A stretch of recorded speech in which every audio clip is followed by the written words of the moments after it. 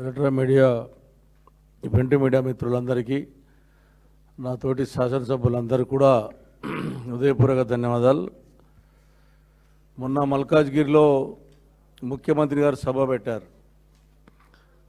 కార్పొరేషన్ది హైదరాబాద్ కార్పొరేషన్ది సభ పెట్టాడు. అది ప్రజల సొత్తుతో పెట్టినటువంటి డబ్బు, ప్రజల నిధులతో పెట్టినటువంటి మీటింగ్. అది ఎంత దుర్మార్గంగా తయారైనంటే ఆఫీసర్స్ కూడా, మీరు సభ పెట్టింది ప్రజల కొరకు. మీ ప్రధానమంత్రిని చోటబాయ్ బడబాయ్ అని చెప్పాడు, ఖర్చులు తగ్గించుకోండి అని చెప్పాడు, బండ్లు తగ్గించుకోమని చెప్పాడు. మీరు మా జిహెచ్ఎంసీకి మాకున్నటువంటి నిధుల ద్వారా డబ్బులు కోట్లాది రూపాయలు పెట్టి 2 మీటింగులు పెట్టి మా మహిళా సోదరులు ఆర్పీలు అని ఉంటారు, మా దగ్గర మీకు చాలా మందికి ఐడియా ఉంది, ఆర్పీలు అని ఉంటారు పొదుపు సంఘాలకు.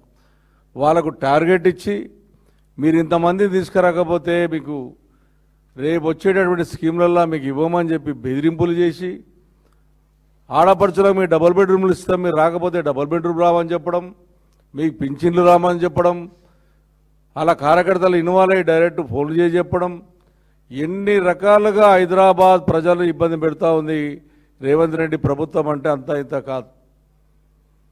దాని మీద స్టేట్ మీద చూస్తే మొత్తం కాంగ్రెస్ పార్టీ నాయకులు, మరి ఇలా ఐఏఎస్లు ఐపీఎస్లు, మీరు కమ్యూనిస్టర్లు ఉన్నారు, ప్రోటోకాల్ మెయింటైన్ చేసేటటువంటి ఆలోచన జ్ఞానం మీకు లేదా అని నేను ఆఫీసర్ని అడుగుతా ఉన్నాను. ఎవరు దొరికాక పైకెక్కి రాజకీయ స్పీచ్లు, మాకేమో మన రమ్మంటారు, మా నాయకుని తిట్టే ప్రయత్నం చేస్తారు. హైదరాబాద్ నగరం ఈరోజు బాగుపడ్డది అంటే, ఈరోజు హైదరాబాద్ బాగుపడ్డది అంటే అది కేటీ రామారావు గారు, కేసీఆర్ గారి నాయకత్వంలోనే ఇంటికి మంచినీళ్ళు వచ్చాయి. హైదరాబాద్ నగరంలో మీ కాంగ్రెస్ శాసనసభ్యుడు పి జనార్దన్ రెడ్డి గారు పోరాడాడు. మీ ప్రభుత్వం ఉన్నప్పుడే పోరాడితేనే ఎన్ని ఇబ్బందులు ఆయన ఆ రోజు పోరాడినప్పుడు మేము కూడా ఉన్నాం. ఆయన అప్పుడు మేము ప్రతిపక్షంలో ఉన్నాం. అయినా నీళ్ళు తేలినటువంటి కాంగ్రెస్ పార్టీ. కేసీఆర్ గారు వచ్చిన తర్వాత హైదరాబాద్ నగరానికి 24 గంటల కరెంట్ ఇచ్చి, ఇంటింటికి మంచినీళ్ళు ఇచ్చి, ప్రతి కాన్స్టిట్యున్సీకి 9, 10, 18, 20 రిజర్వ్ ట్యాంకులు కట్టి, ఒక కాన్స్టిట్యున్సీకి 400, 500 కిలోమీటర్ల పైప్ లైన్లు వేసి మేము మంచినీళ్ళు ఇస్తే, ఇంతకుముందు మాకున్నటువంటి శాసనసభ్యులు చెప్పినట్టు ఈరోజు కుండల ప్రదర్శన మళ్ళా స్టార్ట్ అయింది. సిగ్గు శరం లేకుండా వచ్చి ఇంకా హైదరాబాద్ నగరాన్ని మేము అభివృద్ధి చేస్తున్నాం, మేము డెవలప్ చేస్తున్నాం, మేము ఫౌండేషన్ వేసినటువంటి బ్రిడ్జ్లను ఇనాగ్రేషన్ చేసుకుంటూ, మా దగ్గర గెలిచి దొంగల దగ్గర తీసుకుపోయి పైన కూర్చొని వాళ్ళని మెచ్చుకున్నట్టు, ఆ దొంగలను ఆ 9 మందిలో 9 మందిని రిజైన్ చేయకుండా పక్కా కూర్చోబెట్టుకొని మన ప్రతిపక్ష నాయకులు మేము సేవ చేస్తున్నామని చెప్పుకుంటూ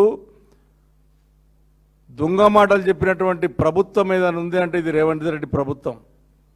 నేను ఆఫీసర్లు కూడా చెప్తా ఉన్నాను, మీరు చాలా ఓవర్ చేస్తున్నారు, తప్పు తలా చేస్తున్నారు. ఆడపిల్లల్ని ఇంటింటికి వెళ్ళి మీరు మీటింగ్లకు రాకపోతే మీ స్కీమ్లు ఇవ్వమని చెప్తున్నారు.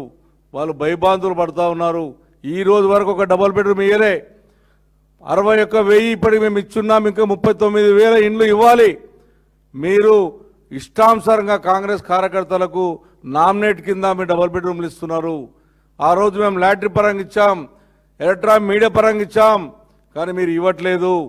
దీని పరంగా ఖచ్చితంగా న్యాయస్థానం పోరాటం చేస్తాం. ఇప్పటికే కొన్ని 100,000 మందికి మీరు కాంగ్రెస్ కార్యకర్తలకు డబుల్ బెడ్రూమ్ అలాట్మెంట్ చేసినట్టు మా దృష్టికి వచ్చింది.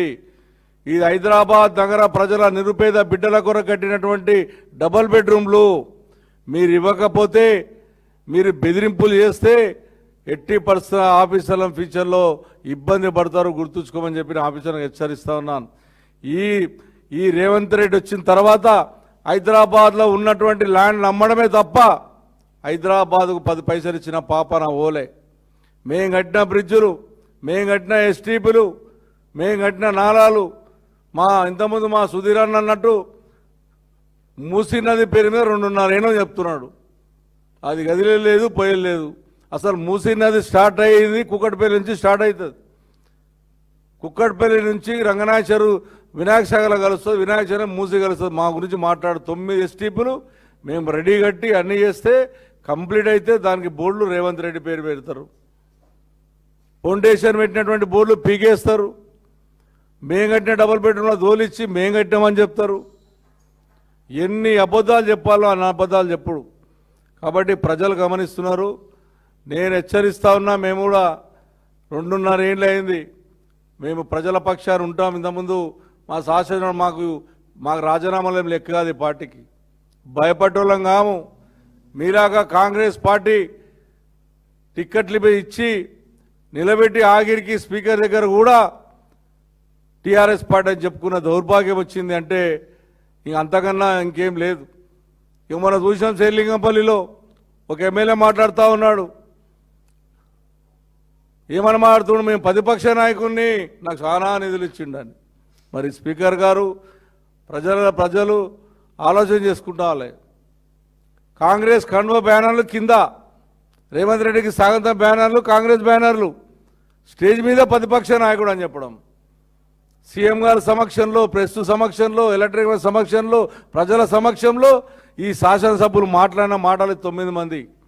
వీళ్ళకి చిత్తశుద్ధి ఉంటే, నిజంగా ప్రజల మీద విశ్వాసం ఉంటే ఇప్పుడు రిజైన్ చేయండి. మీరు 9 మంది ప్రజలకు వెళ్ళండి, ప్రజల పక్షాన పోరాడదాం రండి. లేకపోతే మా ఎంబడి దొంగ మాటలు చెప్పి, దోపిడి మాటలు చెప్పి ఈ పార్టీ ఆ పార్టీ, ఆ రోజు మేము పార్టీ మారాము అంటే చెప్పొచ్చి ప్రజల పక్షానికి చెప్పి ఎప్పుడు వాళ్ళు ఇబ్బంది పెట్టలేము. ఆ రోజు కూడా ఈ హైదరాబాద్ నగరాన్ని డెవలప్ చేయాలని కంకణం కట్టుకున్నటువంటి వ్యక్తులం మేము.